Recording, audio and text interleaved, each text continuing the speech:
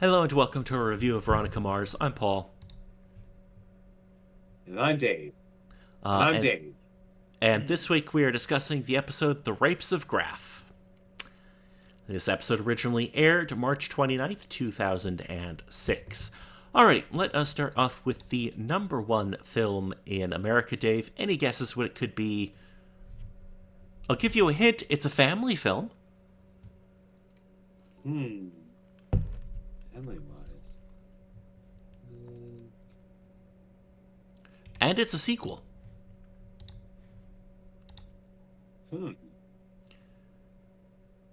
Uh, Nothing that's immediately coming to mind around that time. It is Ice Age The Meltdown. Oh, okay. No, that tracks. Elvis put that there. Let us Oh, move. geez, that. Yeah. Let us move on to the number one song in America, Dave. Any guesses? Hmm. Song wise, again from that last one from last week. Hmm. It's a different song from last time.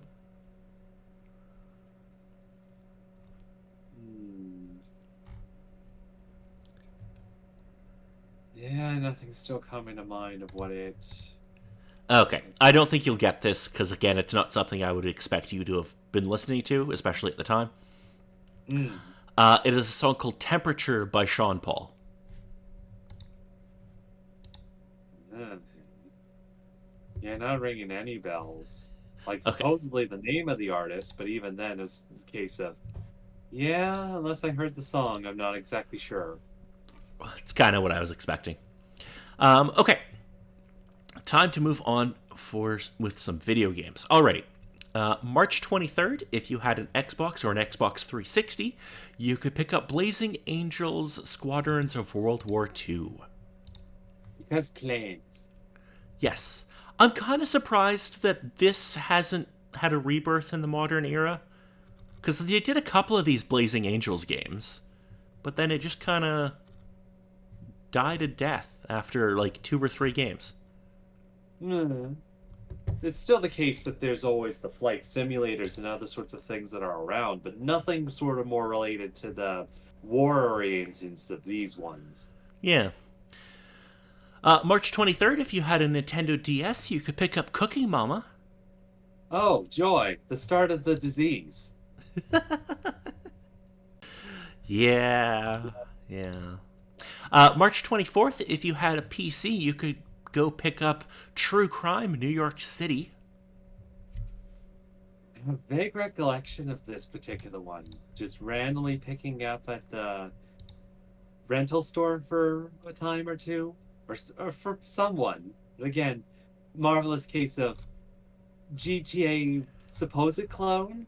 Again, I know that True Crime is supposedly a series, but I think the case of with its gameplay styling, it was a bit GTA inspired.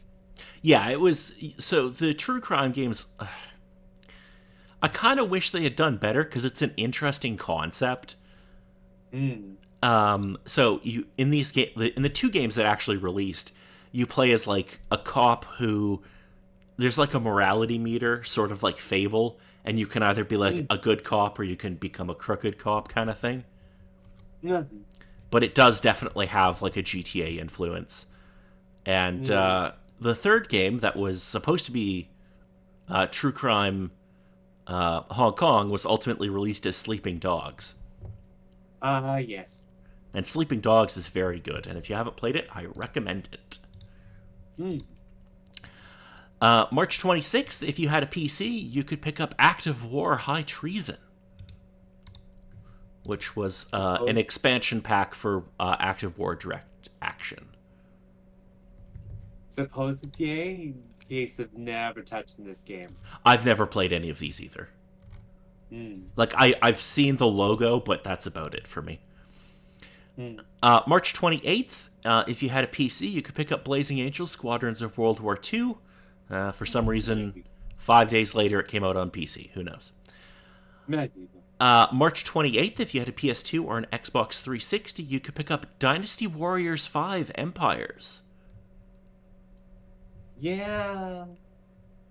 Again, no real recollection of the Dynasty Warriors series. Supposedly, there had an interesting concept with this one, but again, only so much you could supposedly do. March 28th, if you had an Xbox 360, you could pick up Far Cry Instinct's Predator. Yeah, still a case that it was around that time that the series came around, but it wasn't until later on that any sort of Far Cry got on my radar. Yeah, this is basically like a remake of the first game for Xbox. Hmm. March 28th, if you had a GameCube, you could pick up Harvest Moon Magical Melody. Yeah, they still tried to work with Harvest Moon, but yeah, Yeah. This one I think was still one that was pretty good, but it did fall off not long after this. yeah, March 28th, if you had a PS2, you could pick up, and you were in the US or Europe, because Japan already had it, you could get Kingdom Hearts 2. yes. But of course, it's also the marvelous case of Japan had the advanced version that actually explained everything, where we got the first version where it only explained half of the things. Ah, okay. March 28th, if you had an Xbox 360, you could pick up Rumble Roses XX. Yeah, Have you ever heard of yeah. Rumble Roses, Dave? No, but I'm not too surprised. I probably have heard of it, but just kind of the case of just immediately saw it for what it was, and just the case of either not interested in it at the time and or no parent would supposedly assist with getting it. Yeah, it's oh boy. Um, so here's the thing. The first Rumble Roses game, in theory, okay. If you remove how much the Rumble Roses games rely on eye candy, the engine for like the first game especially is really solid because it's the Here Comes the Pain engine. So the It's gameplay is understandable. actually really good. It's just, oh, is it cheesecakey?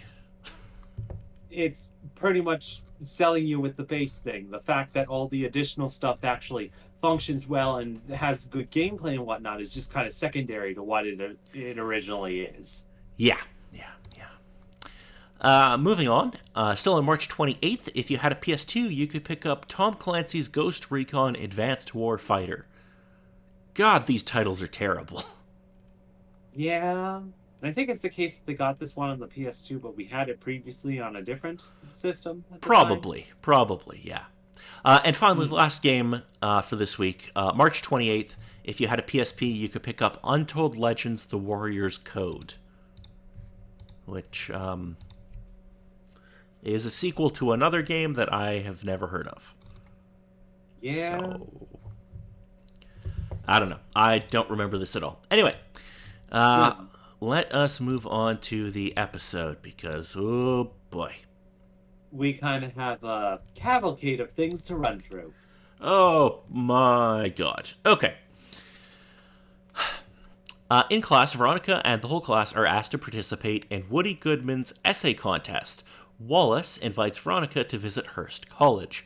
Logan abruptly breaks up with Hannah without giving an explanation, leaving her heartbroken. A student named Dean, played by Michael Cera, conducts Veronica and Wallace's tour of Hearst. When Troy joins the tour late, Veronica mocks Troy to his face, but he insists that he has changed his ways. At a party, one of the students hits on an unamused Veronica, which was a pretty fun scene. The student gets more aggressive with her, and when Troy begins to defend her, the student punches him. Later that night, Veronica sees Troy making out with Stacy, played by Aaliyah Shawkat, who was also in Arrested Development. I don't know if you've ever seen Arrested Development. Uh, the actress I recognize, but not too familiar with the rest of the development Oh my god. immediately. We're gonna have to fix that sometime. Hmm. Keith comes to the aid of Cliff, from whom a briefcase of legal documents was stolen. When Veronica is sleeping, Troy unexpectedly calls her unexpectedly, pleading for help. Veronica visits him at the police station, where he has been charged with the date rape of Stacy. Keith and Cliff watch surveillance footage to try and determine who stole Cliff's briefcase. They spot Sheriff Lamb kissing a blonde who Veronica recognizes as Madison Sinclair, which is super creepy. In order to prove his innocence to Veronica, Troy says that he left his name and number in Stacy's room, arguing that a rapist would not have done such a thing. Veronica checks Stacy's room and finds Troy's name half erased. Stacy receives a box of someone else's hair outside her door, and Veronica deduces there probably have been other victims of the rapist. So she goes looking for someone who bought a wig recently. Without luck, Dean informs Veronica that the fraternity has a contest about how many girls they can have sex with, and the recruit with the lowest number of points is forced to shave his head as punishment. Keith and Cliff confront Lamb with photos of him kissing Madison, and he reveals the woman who stole Cliff's briefcase is a sex worker.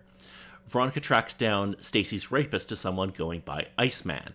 She sneaks into the fraternity's basement and is caught by two of the members. Veronica confronts the two fraternity members about Stacy's rape, and they deny any involvement. Veronica finds another victim, Dawn. Veronica and Dawn tell Stacy that Troy could not have been the rapist, as he was on the other side of the country at the time of Dawn's attack.